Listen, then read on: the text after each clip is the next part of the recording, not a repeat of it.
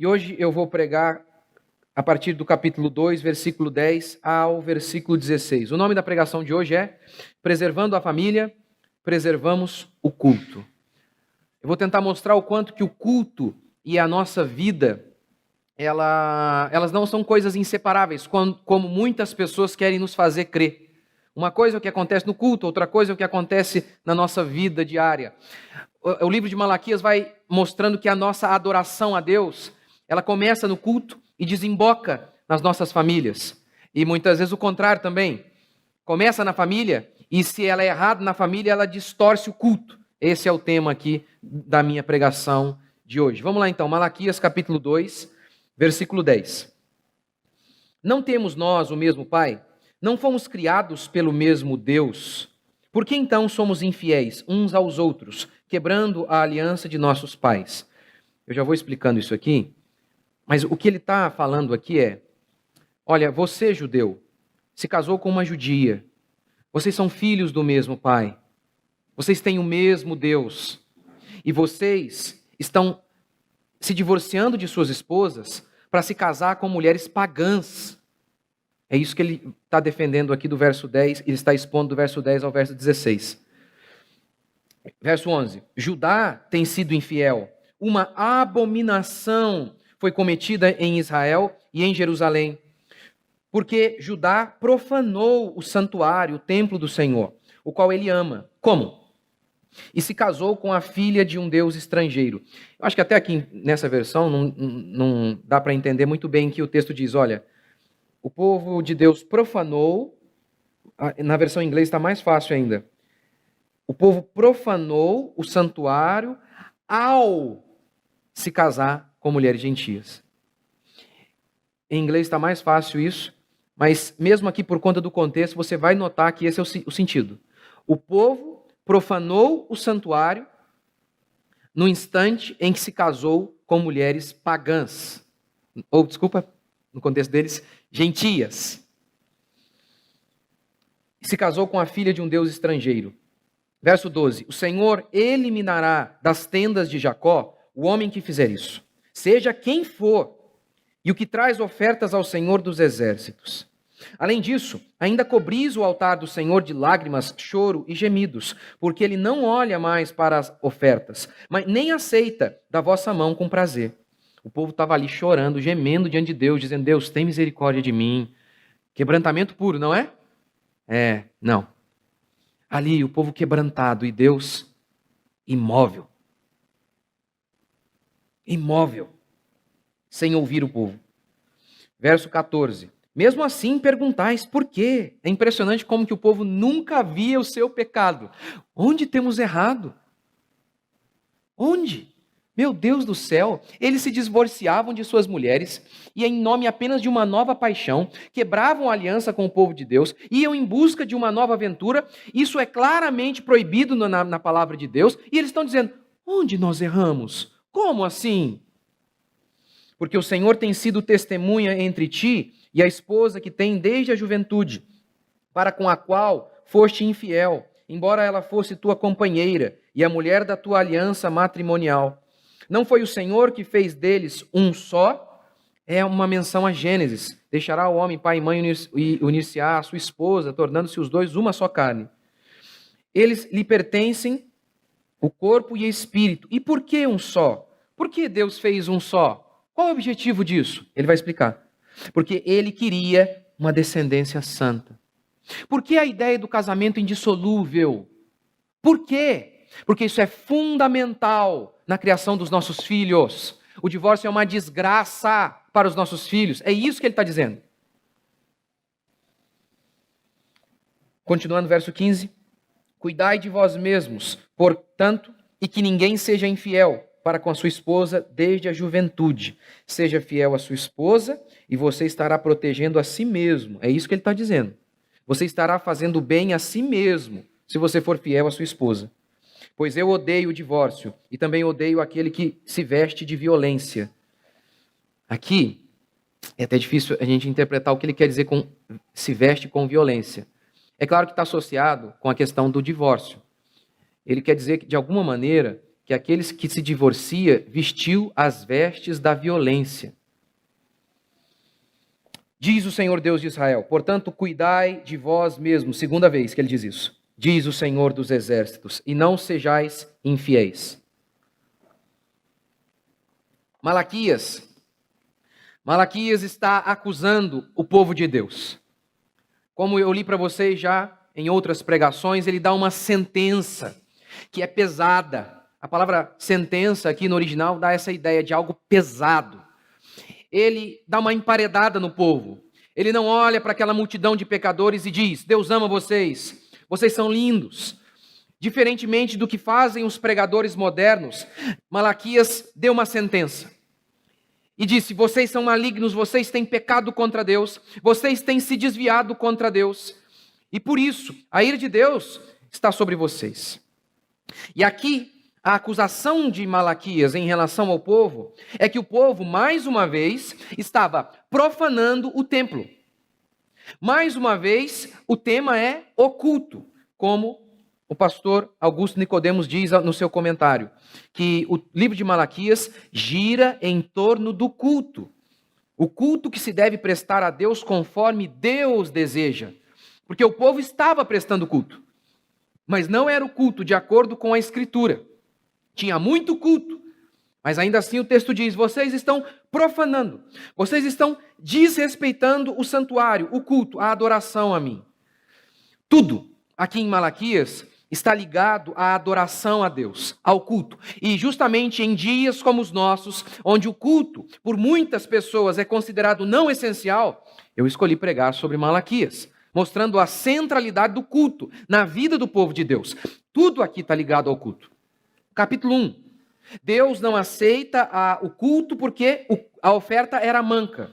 E agora, o povo está vindo trazer oferta, o povo está vindo chorando diante de Deus no altar, e Deus também está rejeitando a oferta, está rejeitando aquele culto. O povo estava prestando culto no capítulo 1, e Deus disse, não quero, é melhor fechar a porta. Esse tipo de oferta manca eu não quero. No capítulo 2, o povo continua cultuando, mas de maneira incorreta. Eles estavam profanando o culto. Como? Ao se casar com mulher pagã. As famílias mistas estavam impedindo o povo de Deus de adorar a Deus corretamente. Josué disse, eu e minha casa serviremos ao Senhor. Esse povo, entretanto, não achava que era importante isso. Não, eles inverteram isso. Minha casa não serve ao Senhor.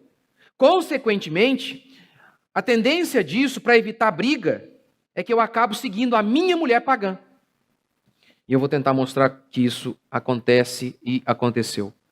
Família, aliança de Deus com o povo de Deus, representado ali por Abraão, adoração a Deus. Família, aliança de Deus com seu povo e culto. Família, aliança e culto. Coisas inseparáveis.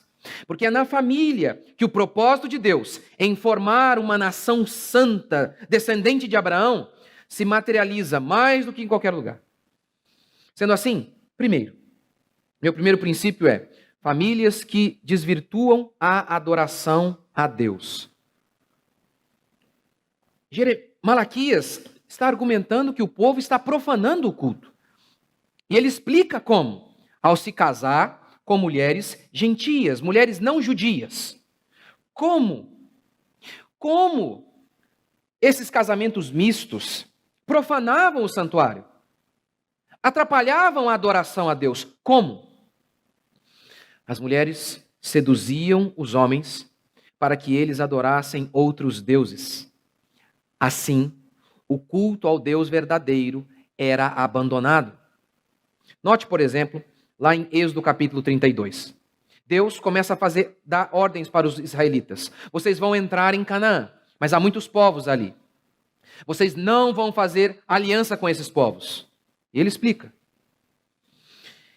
Vocês não devem tomar mulheres das suas filhas para os teus filhos, e suas filhas prostituindo-se com os seus deuses.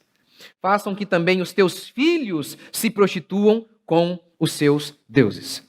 E o exemplo mais fantástico e aterrador deste mandamento, de que o povo não deveria se casar com mulheres que não faziam parte de Israel, é Salomão. O homem mais sábio do mundo se tornou um estúpido por conta das mulheres, por conta das paixões. Note o que diz Reis.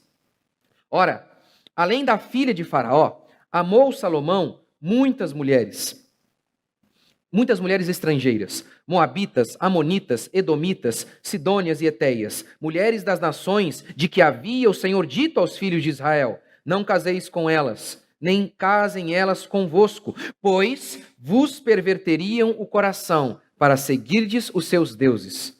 A estas se apegou Salomão pelo amor. E o texto bíblico declara que Salomão logo em seguida estava adorando os outros deuses. Meu Jesus, o homem mais sábio do mundo, se tornou tolo por seguir essas mulheres, por seguir suas paixões. A adoração a Deus seria perdida com aquele casamento misto. O que mostra o seguinte: o propósito maior da família é adorar a Deus juntos. Esse é o propósito da família. Criar filhos para a glória de Deus. Não é ter filhos como um pet, como um cachorrinho, para jogar a bolinha para ele e brincarmos com ele. Não. Filhos devem existir em nossos corações antes mesmo de existirem aqui. Devem existir em nosso coração como um projeto missionário de formar homens de Deus, meninas que servirão ao Senhor. Ora, é verdade, a família é um lugar de felicidade, como disse Tolstói. A verdadeira felicidade está na própria casa, entre as alegrias da família. A família é um verdadeiro spa. Uma família temente a Deus é um verdadeiro spa, é descanso para as nossas almas. Mas a felicidade não é o alvo maior da família. Ela, na realidade, só será um spa se, antes de tudo, a família for um campo de treinamento. Porque se seus filhos não forem moldados no caráter de Cristo, não será um spa. Será a FEBEM. Será um inferno. Se eles não forem amorosos, justos, generosos para com o próximo, que começa ali com os próprios irmãos, a casa será um verdadeiro antro de delinquente. Por isso que é fundamental moldarmos nossos filhos, entender que eles existem para a glória de Deus, para cultuar a Deus, e que devemos fazer tudo o que tiver ao nosso alcance para que isso aconteça. Para que isso aconteça, que eles adorem a Deus, que eles conheçam o Senhor. Nossos filhos não precisam de entretenimento, eles carecem de conhecimento do Senhor. Qual o conselho bíblico para criarmos nossos filhos? O que diz Deuteronômio 6:7? Você vai inculcar a palavra do Senhor na cabeça do seu filho. No caminho, quando você se deitar, quando você se levantar, em todo o tempo, enfie a palavra de Deus na cabeça de seu filho. Quais são os outros conselhos bíblicos sobre criação de filhos? Eu não me lembro. É basicamente isso. Provérbios vai basicamente repetir isso. Só. Mais nada. Só isso.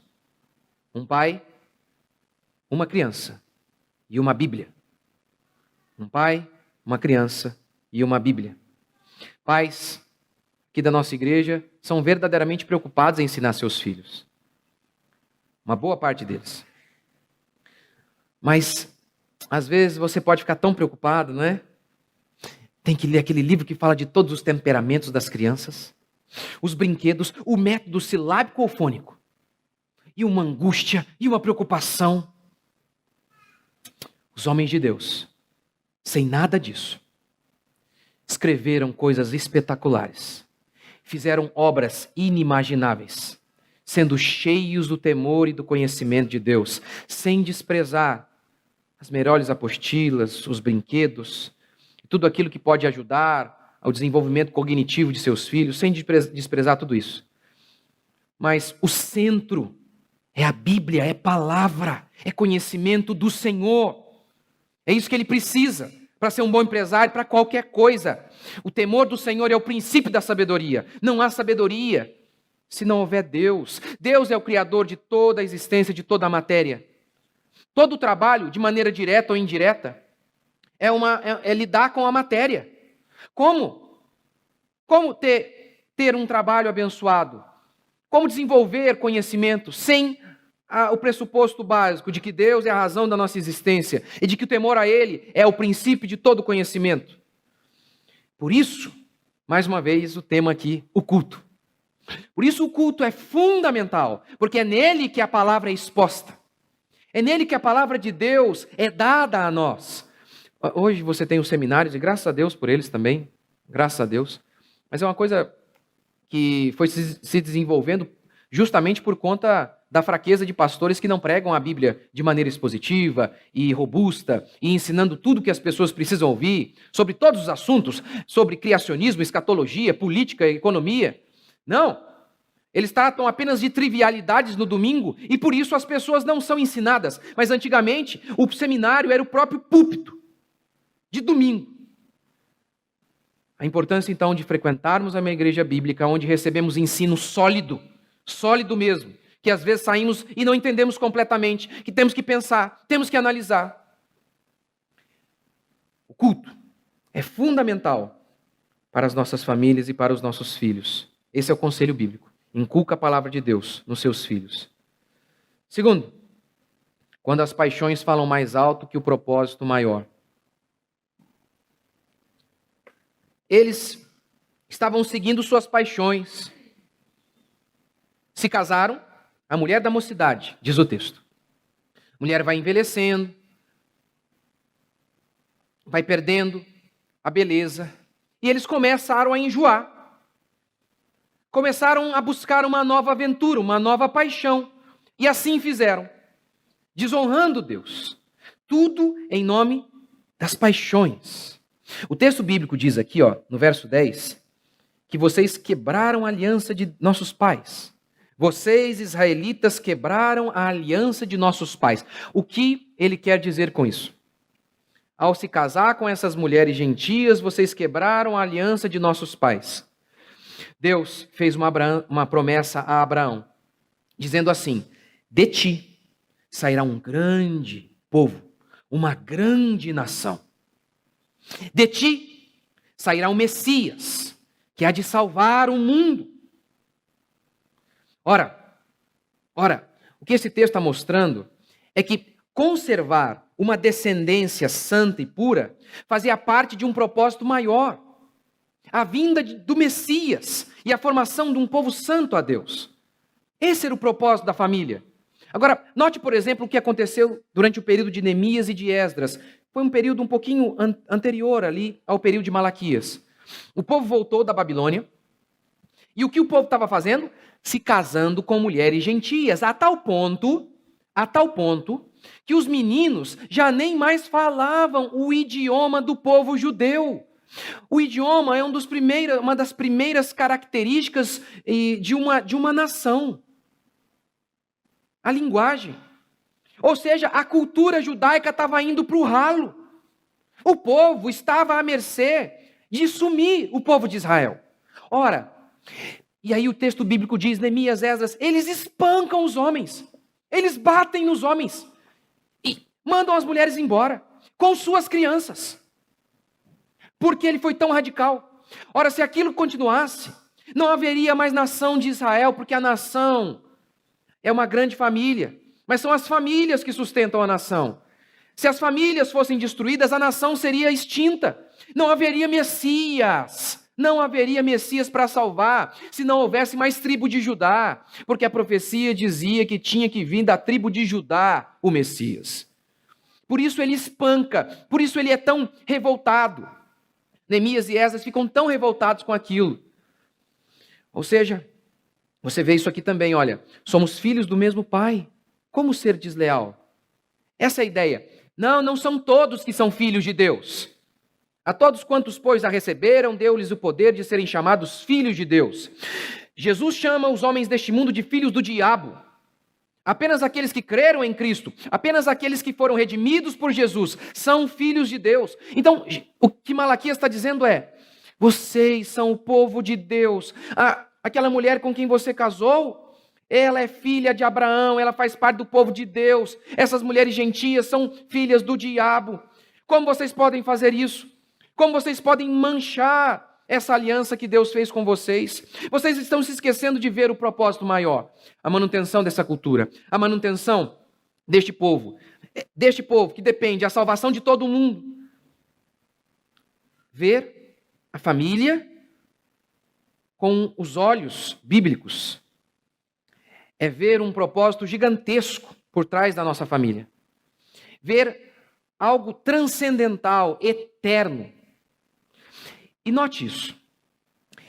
É essa noção de propósito, de eternidade, que é o sustento de uma família.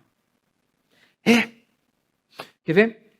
Paulo torturado, abandonado, xingado, cuspido, decapitado numa cadeia. Por que Paulo resistiu? Perdendo tudo. Noção de eternidade. A noção de eternidade, ver a eternidade, o capacitou para aguentar tudo aquilo. Você acha mesmo, como ensina Hollywood, que é a paixão que vai manter seu casamento? Eu tenho uma pregação inteira só sobre isso. Isso é uma ilusão. Alguns estudiosos chegam até a dizer que a paixão dura 2 anos. Você acha? Eu pegava na mão da minha esposa e quase desmaiava. Se eu estou lá andando com ela no shopping, gente, pegava na mão dela. Oh, meu Deus. Não é assim mais.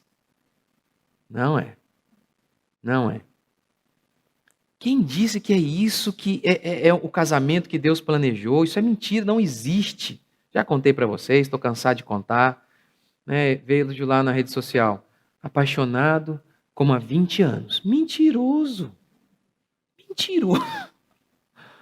Isso não existe. Você acha mesmo? Porque veja bem, se é uma paixão avassaladora que mantém o seu casamento, então se amanhã ela passa e vai passar, aí vem uma piriguete, uma filha do cão, lá no trabalho, e mexe com as suas emoções, aí o que você faz? Você troca também. Não é isso que os filmes ensinam? É isso que eles ensinam, os filmes de Hollywood.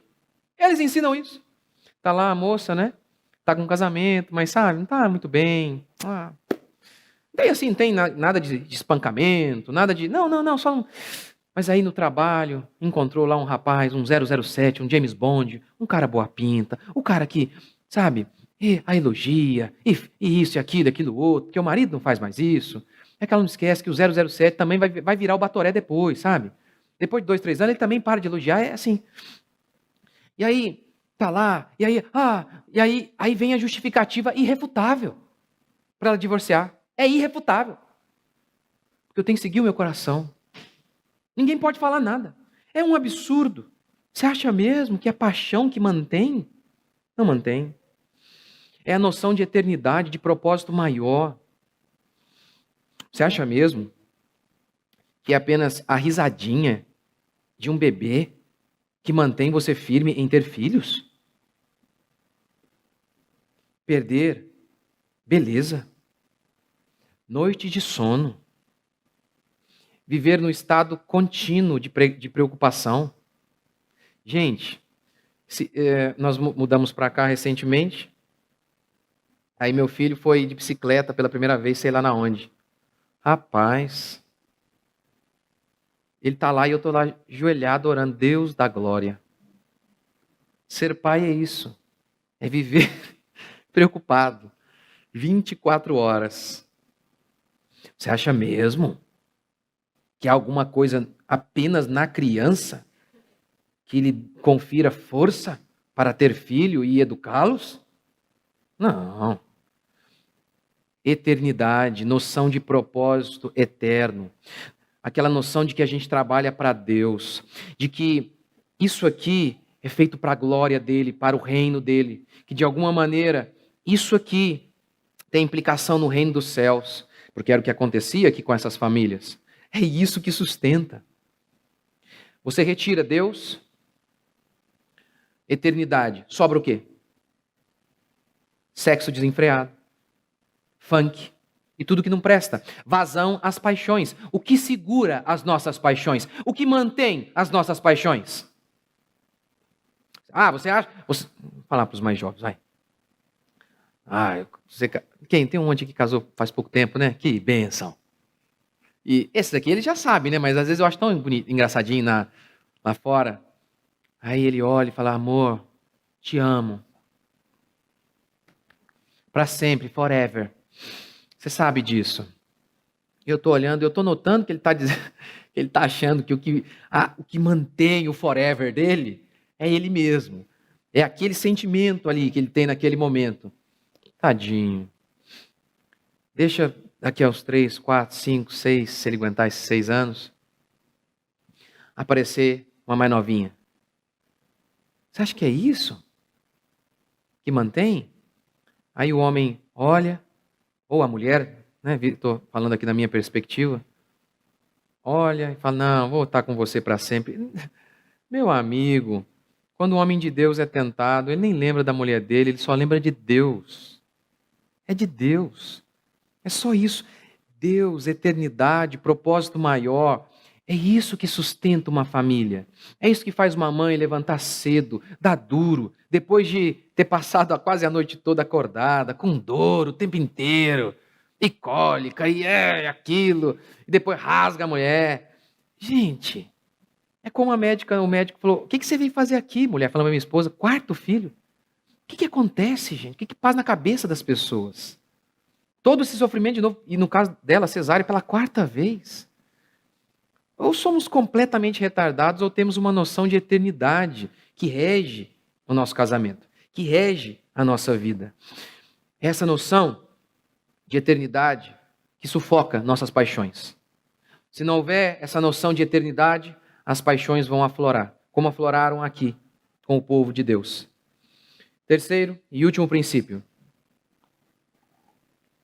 As consequências do pecado. Verso 12. Vou eliminar das tendas de Israel quem quer que seja, do nobre ao plebeu. Vou eliminar. Gente, pela 1000ª vez, mas que raio de Bíblia esse povo está lendo? Que Bíblia é essa que esses pastores modernos leem? Porque os termos são extremamente pesados. Não sou eu que estou tentando trazer mais corpo ao texto. Não. Eliminar. É o texto bíblico que é pesado por si mesmo. Não sou eu que estou usando adjetivos fortes e carregados. É o texto bíblico que é carregado de adjetivos fortes e de verbos pesados como este aqui. Eliminar. Vou eliminar, não importa quem seja. Depois, vou rejeitar seu culto. Gente, você consegue ver a cena aqui? Consegue vislumbrar a cena? O texto bíblico diz assim: os homens vinham para o culto com as suas ofertas, chorando em prantos, em lágrimas, dizendo: Deus, ouve a nossa oração. E Deus assim. Imóvel, insensível, aqueles homens. E eles choravam e nada movia Deus, nada. E Deus explica, por quê? Porque eu tenho sido testemunha. Não é isso que a gente fala quando a gente casa? Diante de Deus e dá as testemunhas? Eu acho interessante porque os caras ficam bravos comigo quando eu defendo a ideia de casamento até que a morte separe, que é bíblica. Aí eu estou lá conversando com alguém, eu falo, meu amigo, você não crê em Deus? Tá bom. Então faz o seguinte, só honra o que você mesmo prometeu. Você lá, aquele dia, você jurou que ia ficar com ela até o fim. Poxa, pelo menos honra as suas calças, já que não pode honrar Deus. Honra o que você falou, meu Deus do céu. Verso 16, a rejeição do povo. Eu odeio o divórcio e também odeio aquele que veste suas vestes, aquele que se veste de violência. Uma expressão apenas para se referir ao próprio homem que divorciava. Eu odeio não apenas o divórcio, eu odeio aquele que divorcia, ele está dizendo. Ora, não é meu tema, não é? Mas aquela frasezinha que você ouve aí no evangelicalismo moderno, Deus odeia o pecado, mas ama o pecador. Isso não existe. Não tem pecado se não houver pecador. no inferno estará o pecado ou o pecador? Em Provérbios 3:32, o texto bíblico diz que Deus odeia, abomina o perverso. Não apenas a perversidade. Ele abomina o perverso, aquele que vive em pecado, aquele que não se arrepende de seus pecados, aquele que uma vez advertido, mesmo assim vive em pecado. Deus abomina. Deus abomina. E aí, ele diz assim: cuidai de vós mesmos 2 vezes. Ou seja, mantenha a sua família, porque assim você estará cuidando de si. Mantenha a sua família e cuide de si mesmo. Por quê? Porque, em primeiro lugar, você estará sendo livre da ira de Deus. Segundo, porque manter seu casamento é livrar-se do sofrimento do divórcio e livrar-se de aumentar as chances de ver seus filhos perdidos. O livro Manual Politicamente Incorreto do Feminismo mostra o seguinte, algumas pesquisas interessantes. 86% dos casais que relataram algum tipo de infelicidade durante um momento do seu casamento, mas se mantiveram juntos, 5 anos depois, relataram um aumento significativo de felicidade. Interessante. Outra pesquisa mostra o seguinte: muitos trocam uma série de problemas num casamento por uma série de outros problemas em outro casamento. Às vezes muda o tipo, mas o volume, às vezes, até maior. 1/4 dos segundos casamentos terminam após de 5 anos. De 60% a 80% após 10 anos. Após 10 anos, os segundos casamentos, de 60% a 80% terminam. E o impacto nos filhos? A tese feminista é a seguinte: crianças sofrem no início por conta do divórcio, mas ficam melhores ao notar que os seus pais estão felizes. Sim, o menininho de 3, 4, 5 anos, ele olha e, papai, o que importa é a sua felicidade, isso não afetará a minha vida em nada. Gente, você não tem criança, não? Nunca viu como que eles são egoístas? Essa é a tese feminista. No conto de fadas, apesar de eles não gostarem, no conto de fadas feminista, esta é a cena. O divórcio afeta as crianças apenas no início, mas é um trauma superado quando elas notam que seus pais estão mais felizes. Pesquisas sérias mostram outra coisa. Filhos de pais divorciados são mais propensos à depressão, a serem expulsos da escola, a repetir de ano, envolver-se com roubo, drogas, se tornarem sexualmente ativos muito rapidamente e a sofrer abusos.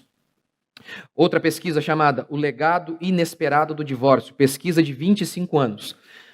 Pesquisadores pegaram 131 famílias no ano de 1971 e avaliaram essas famílias que estavam em processo de divórcio durante 25 anos.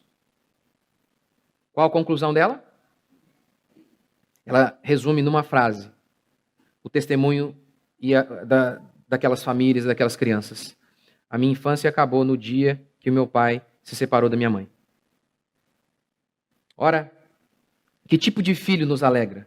Um filho cheio de Deus. Não é um filho bem-sucedido aos olhos deste mundo. Porque de que adianta ele ser bem-sucedido aos olhos deste mundo, como muitos de nós somos tentados a acreditar que esse é o alvo da criação de nossos filhos, fazer dele um Neymar do futebol, um Einstein da ciência, e que aí então seremos felizes? De que adianta ele ser um sucesso e ser um babaca? E só trazer infelicidade para você. Ora, é um menino justo, honesto, altruísta, que vai trazer felicidade para você, sendo bem-sucedido ou não? É um menino crente, acima de tudo, que vai trazer alegria para você. Ou seja, ele está querendo dizer que o divórcio é uma praga e afeta, inclusive, o culto. Portanto, em primeiro lugar, muitos de vocês aqui se divorciaram e não há o que fazer. Você já tem até filho, não há o que fazer. Eu acredito que Deus é gracioso. É claro, o que eu acredito é que vocês precisam de um milagre e eu creio que Deus é poderoso. A minha esposa é uma prova disso. A minha esposa é fruto de um divórcio. Eu creio nisso. O que vocês precisam é de um milagre, de graça de Deus. E eu creio que Deus é poderoso, misericordioso para prover isso a vocês. Mas não faça disso um motivo para você achar que é normal. Não. Diga para o seu filho, isso é ruim, isso não foi bom. E vocês que estão aqui, podendo construir as suas vidas pelo privilégio de terem ouvido a palavra de Deus. Só por isso, só por conta da graça de Deus, que todos vocês também não estão completamente perdidos. Todos aqui, sem exceção. Por que não nos perdemos? Só a graça de Deus. Duvido. Se não fosse a graça de Deus, já não tinha dado um tiro na minha esposa. Duvido. É ruim que não. Total graça de Deus. A misericórdia de Deus só tem isso, só essa explicação. Não há uma explicação em nós. Nenhuma. Bondade de Deus. Mas que nós entendamos isso. Só há uma cura para esse problema do divórcio. O milagre de Deus. Restaurando nossos filhos, restaurando nossa casa, nos restaurando. Mas ao mesmo tempo, que daqui para frente, nós saibamos, nós não queremos isso. Não queremos isso para os nossos filhos. Se nós fizemos e não tem como consertar, que o Senhor seja misericordioso, e Ele costuma ser. Agora, eu quero que vocês, meus filhos, sejam melhores do que eu. Eu quero que vocês não cometam os mesmos erros que eu cometi. E é isso que nós precisamos fazer. Clamar pela misericórdia de Deus e batalharmos para manter nossas famílias. Porque agora nós sabemos o que a palavra de Deus diz. E o que Deus diz é que Ele abomina o divórcio. Porque essas famílias têm uma dificuldade maior de prestar um culto verdadeiro a Deus. E a gente sabe, o propósito da nossa existência é adorar a Deus. Tudo desemboca num culto santo e verdadeiro ao nosso Senhor. Você crê? Vamos ficar de pé?